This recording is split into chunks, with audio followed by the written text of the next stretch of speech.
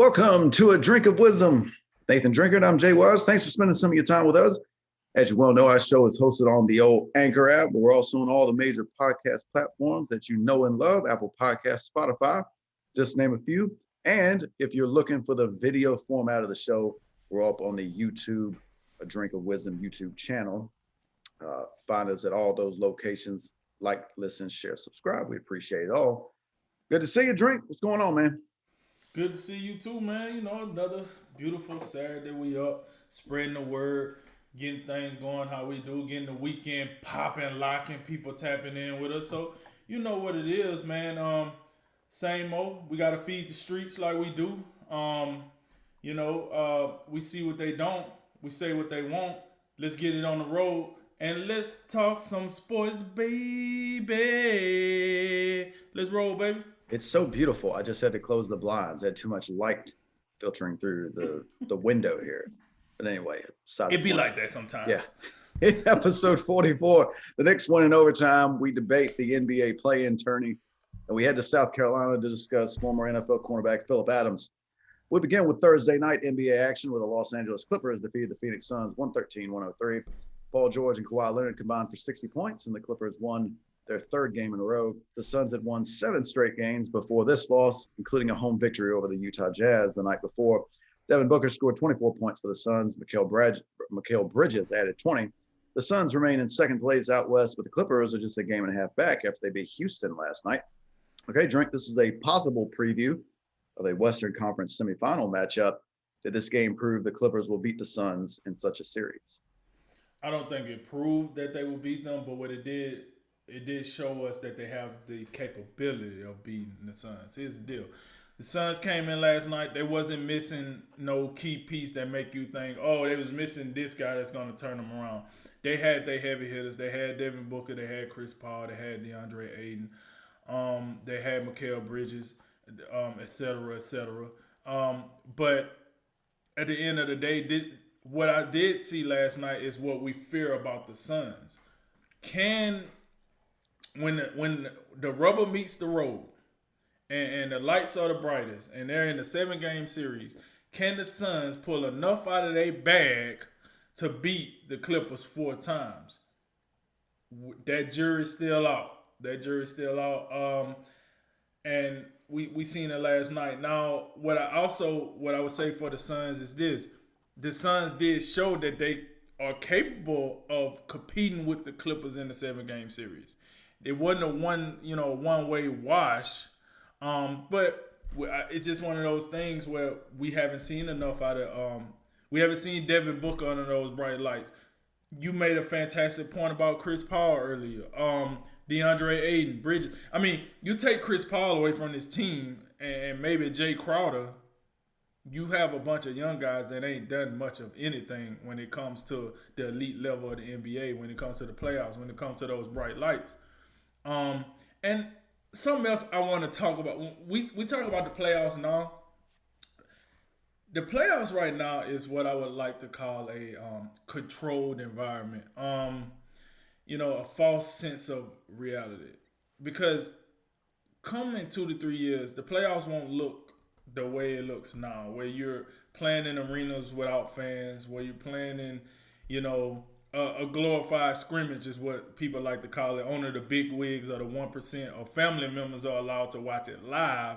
So it's a glorified scrimmage. Why do I bring that up? Because I think that helps the young players because they don't deal with everything that comes with a traditional playoff series. And for those of you that think it don't matter, look at the NBA Finals last year. Do you think Tyler Hero is good? They got Kendrick Nunn is good. Duncan Robinson is good. Do we really think we would see them on the level that they was in if we was playing in a normal playoff atmosphere? I don't think so. I think it benefited them well to make it look like a glorified practice or an AAU tournament, as some people say, and that helps the young players. But to reel this back into my point, I don't think I've seen enough, and I don't think I will see enough until we go back to the normal NBA setting. I think right now it's kind of fool's gold. all the way around. Even with the veterans, it's just so different. You don't have to you get to prepare different. You get a different ambiance from games now with no fans. You can hear more. It's more instructional. It's more, you know, it's so different. I don't think I seen enough last night that made me think the Suns could beat the Clippers in a 7 game series. I don't think so. But I don't think I seen enough out of the Clippers to think it wouldn't go 7 either. To be honest with you, I mean, granted the Clippers got the two best players on the court, but still, like after you get past those two best players, I think the Suns make a very good case to fill in the rest of that five. Like, I'm sorry, Zubac is okay. He's good, but I think I take Aiden. Um, Behind Paul George and Kawhi Leonard, I think I would take Devin Booker as the third player. Um, Most likely Chris Paul as the fourth player. And like I said, Aiden probably be my fifth guy. So if I had a starting five, three would be Suns, two would be Clippers. I like everybody Clippers got, the role players, but I think the Suns are a little better in that position. But when you talk about the star players, it's pretty clear who got the better star players. Now, all that said, let's talk about, Rondo was out there. I really wanted to get on this Rondo thing because I posed this question to you earlier.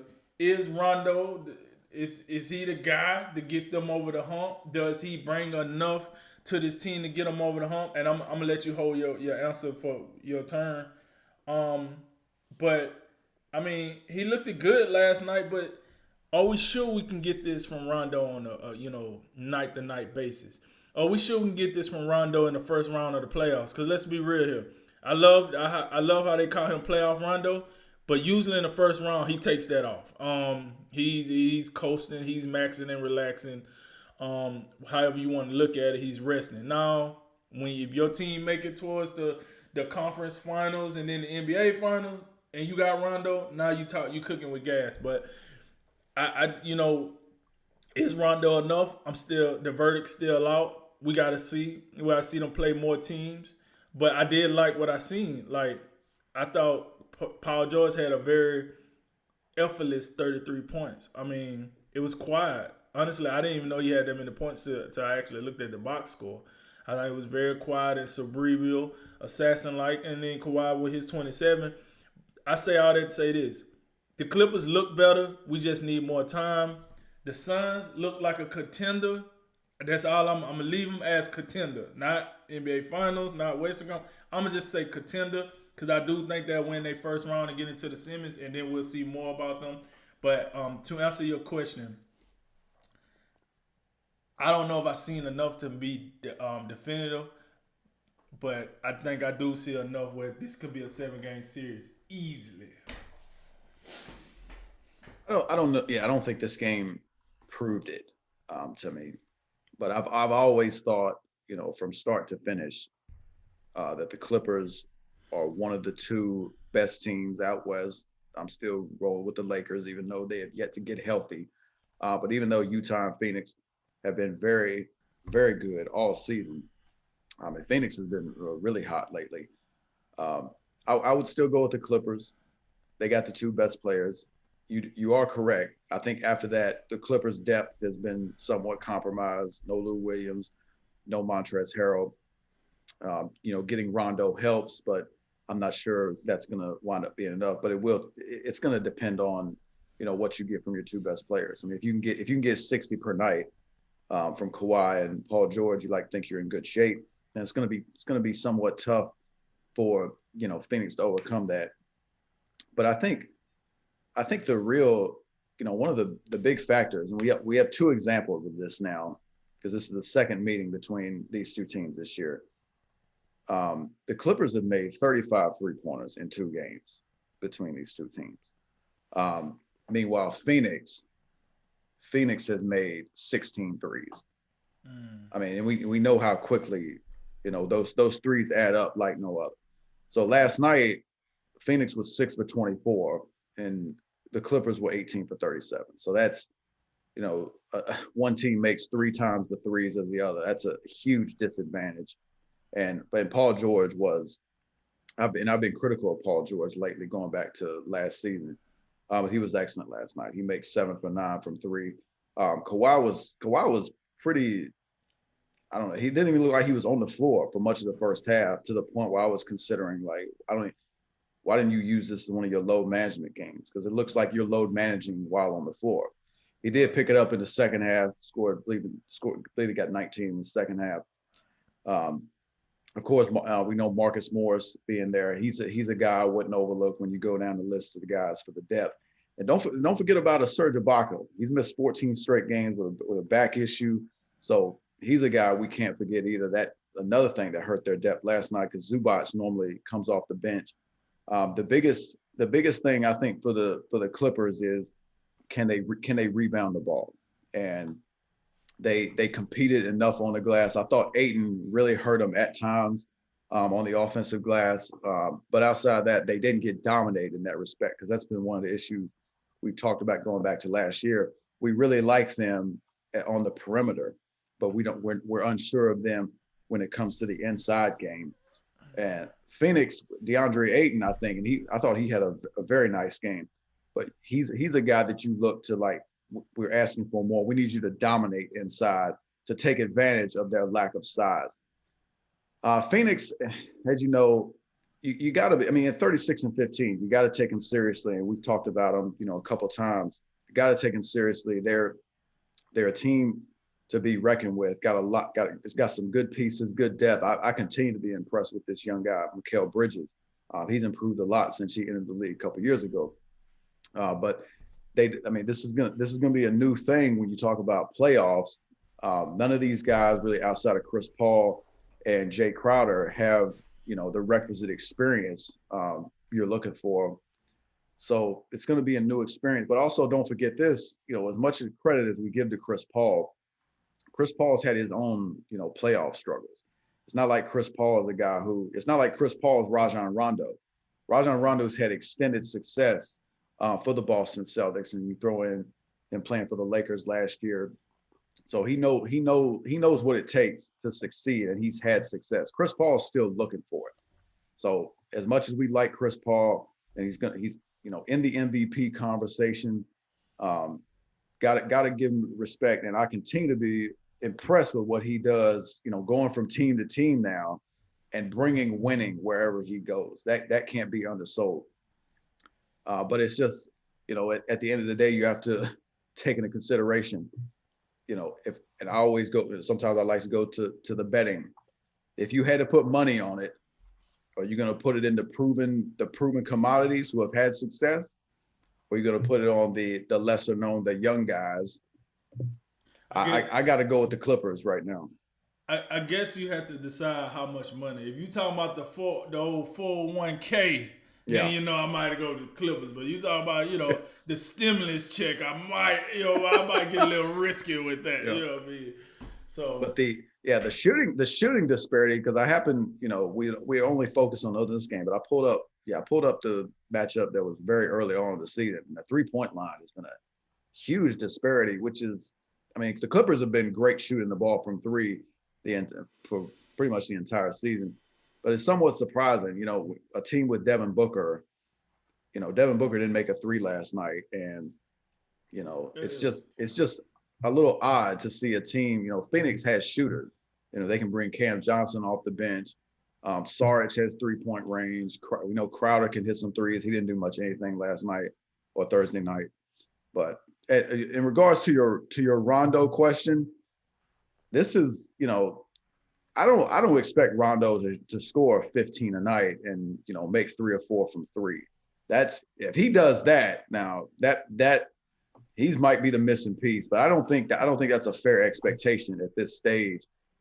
But you do what you do want for him is you do want him to come in and run the offense and make things a little bit easier, because a lot of times it's just Paul George and Kawhi Leonard creating for themselves and others. And I think it helps to have an actual point guard come in, run offense, get easy baskets for others, and he can take some of that pressure off of them. So I'm just looking for, the playmaking ability of Rondo and the ability to let those other guys play off the ball. But I will say this, I'll take him every day of the week over Patrick Beverley. is 0 point having behind not just nothing, just a blank stat sheet with a couple of assists, and it gets himself thrown out for that chicken wing and Chris Paul. Just I'm I can't all the believe he positive threw things it. I've said about the Clippers. I couldn't let this segment go without just saying Patrick Beverly is just he's fraudulent, and I'm just What tired of him. what type of guard throws an elbow at another guard's rib cage? Like I done seen some stuff, but you know how creative you got to be a guard, then run up to another guard and then try to throw the UFC elbow to the rib cage, and then on national. All right, That's about on the level of Kyle Lowry, like going through someone's legs last year. Remember that? That's about the same level. But yeah, as of right now, I'll take the Clippers. You taking the Clippers or the Suns? I'm taking the Clippers. I'm betting the 401k. I'm taking the Clippers. Nah, not the stimmy this time. I can't let them get the stimmy. I would say this though. I appreciate what the Suns are doing. I thought they was going to end the season as a top 4 team. They seem to be proving that theory right. But like you said, when the rubber meets the road and I'm really betting some chips, I got to go with the proven commodity. That is what it is.